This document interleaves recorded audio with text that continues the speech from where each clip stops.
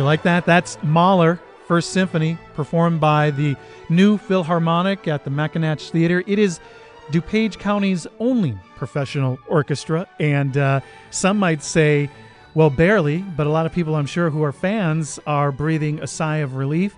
And here to tell us why is the maestro himself, Kirk Muspratt, as they would say probably in German, as we were just talking about. Welcome to the Morning Shift, Kirk. Hey, thanks, Tony. Thanks for stopping by. So, this is beautiful. Thank you. And how many pieces in this orchestra?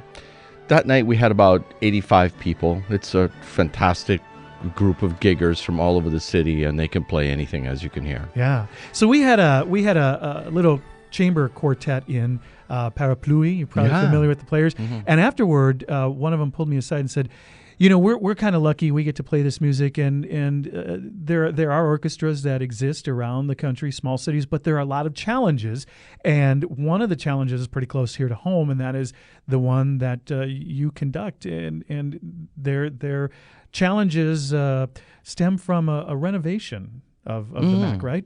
In some ways, yeah, Tony. The Mackinac is closed for 2 years to completely renovate the theater. It'll be a destination point in the western suburbs when it gets finished. It'll be really beautiful. But since we've been closed, we don't have a home, and we've been sort of like gypsies playing in different halls, and therefore a lot of our patrons haven't followed us. Really, what's happened is that for about 25 years, since the Mackinac was born, the vision of the theater and of the college was to have a professional orchestra and professional opera there. And they just really paid the bills for us. We sold tickets, and then they just said, this is our vision. We want to have this here. And so now with 2009, with 2000, with the Illinois legislature, with the federal government, the new president has said, we just can't keep paying your bills. Yeah, the old phrase is they want to be revenue neutral. Yeah, which actually, it's my own opinion, but I think it's very fair, and I think it's very logical and sensible. It would be like the city of Chicago just giving the CSO money and saying, oh, here. And really what now the college and the president is asking is, could our donors, could our patrons please donate to the orchestra just like they would to the Lyric or to the CSO to support the orchestra in a normal way that's going on everywhere in the world. And what's been the response from patrons to that idea? Passionate, vociferous, wonderful, great. I mean, I had people after that Mahler concert just come up and say, Kirk, I'll give you $1,000. Kirk, I'll give you $1,000. Kirk, I'll give you $1,000. And I wasn't even kissing any babies or anything. It was just, it was really because the people there love our orchestra. We're the only professional orchestra in all of the western suburbs. And it's as you can hear, it's a great band. And we play all kinds of music, and you don't have to travel 2 hours downtown. You don't have to pay for parking. It's a beautiful, intimate theater. So I think people are going to support us, but we need them to really send in their pledge cards and send in their pledges. What has this shift done to not only you but the orchestra members in terms of the psyche? When you have someone paying the bills, and then all of a sudden you're told, okay, you're sort of on your own now. How is that affecting you mentally? Because now it's not guaranteed. Yes, that's a wonderful question. Very sensitive question. It makes you feel vulnerable as an artist, I think. But that's the case in Minnesota right now. The Minnesota Orchestra has not played a note all year long. And you think, okay, how valuable are we?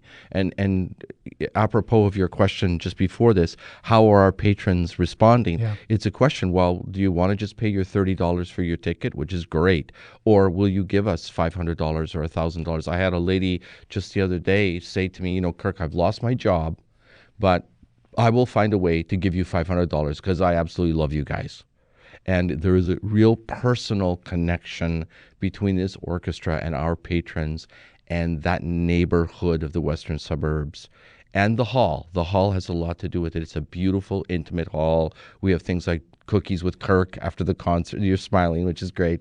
And we all talk, or we do Just Ask Kirk cards, and I answer questions during the concert and have a conversation. So we really know each other. The musicians go out at intermission and after the concert and mingle with the patrons. So it really is a feeling of family and intimacy and, I guess, an experience. So people feel attached. And So I'm not feeling quite as vulnerable as maybe somebody else might in this situation. But that illustrates something that, to me, that would make it easier, perhaps, for you and other members to sort of do some more outreach, because you're used to it already. And as you say, you it's not a feeling, well, why do I have to do this? I'm an artist. I just want to focus on creating the music. I don't want to have to go out and bring in a new audience or continue to grow this audience. My own opinion is in 2013 and going forward in this century, it is the way we should be. The way that you win an election is by shaking hands and saying, what is your problem with the road in your neighborhood, and really doing something about that road. And the way that I think that you attach yourself to people, and if you come to hear Tony at our Mahler Symphony, and if I can talk to you about it, if I can answer a question on the phone, if you can ask me a question after the concert about it as the conductor, or you can ask Melissa, our cellist that you had here last week, about what that passage is like, and really feel like you're attached to the music, to the composer, to the performers, to the performance. I think it's an incredibly different experience than coming in, taking your coat off, and sitting down and getting in your car and going home. One of the ways, by the way, we're talking to Maestro Kirk Muspratt. He is with the New Philharmonic at the Mackinac Theater in DuPage County, the county's only professional orchestra in the western suburbs. And you're talking about, making people feel involved in more than just sitting there. And another way to do that is to sort of, reach out with different sounds. We have a little bit of a clip here called The Minstrel Boy that I want to play, and it kind of folds into growing your repertoire in a way.